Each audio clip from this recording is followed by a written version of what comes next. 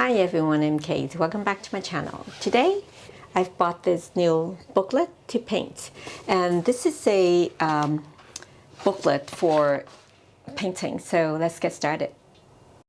The photo size of this booklet is 35 centimeters by 25 centimeter, which is a bit narrower for my usual 35 by 35 square painting. Each of the page is double-sided, and you turn the page like this. There is a slit in between the front and the back pages, so I'm going to put a piece of paper in between just in case the ink seeps through the paper and ruin the one on the other side. This paper is a blank piece of newsprint paper. You may use any paper, I think. I don't know if anyone reads newspaper, but you can just use that. This is the first time I paint on this type of booklet. The paper type is raw paper, but it looks pretty thick to me, so we'll see.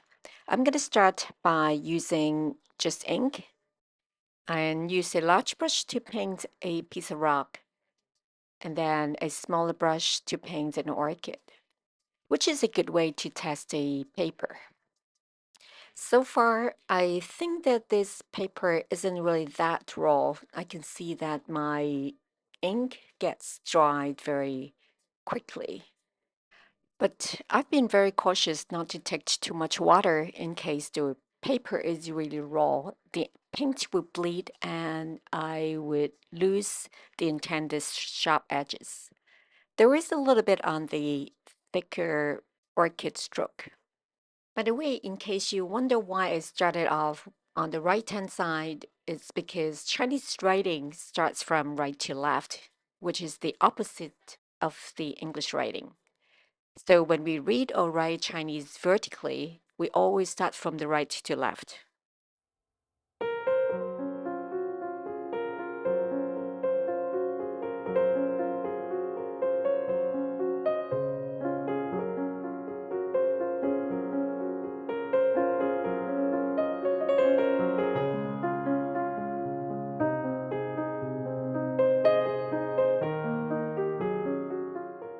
Okay, now I am kind of excited and check out the paper and see how it goes. Okay, there is some ink in between. It did absorb some of the ink that sit through the paper. And yep, the other side is clean. It's good.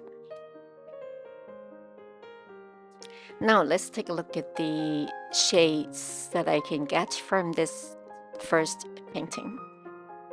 With more confidence, I'm now painting a double page spread. I'm using a large brush, take more ink to paint some broadleaves.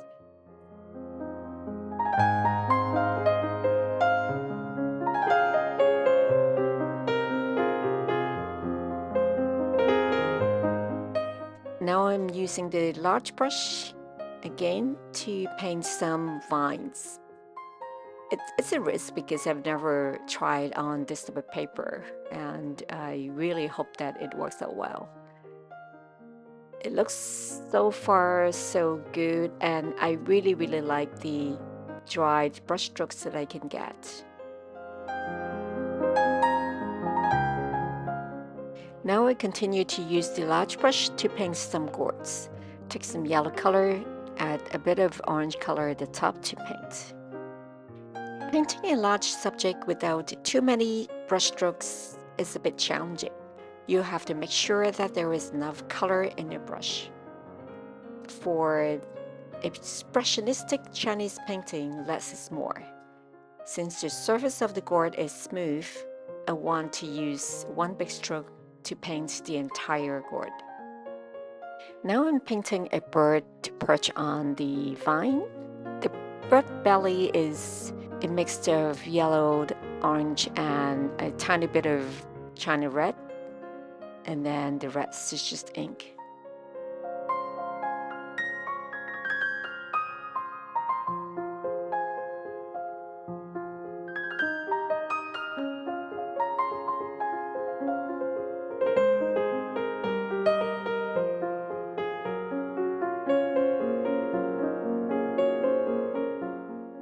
Now I'm adding another gourd here. The reason why I'm painting it now is that because I wanted to wait till the ink is completely dry so that the added color would not blend with the ink, or the ink would not bleed into the color that I'm going to paint. Can you see on the lower gourd on the left that there is a bit of bleeding of ink onto the gourd? This booklet is meant to be made of raw rice paper, so I suppose even after it is mounted and I don't find it all very raw, it is still a bit of raw in the sense that the ink dries slowly. So it bleeds a little bit, and I have to make sure that it is completely dry before I paint another layer.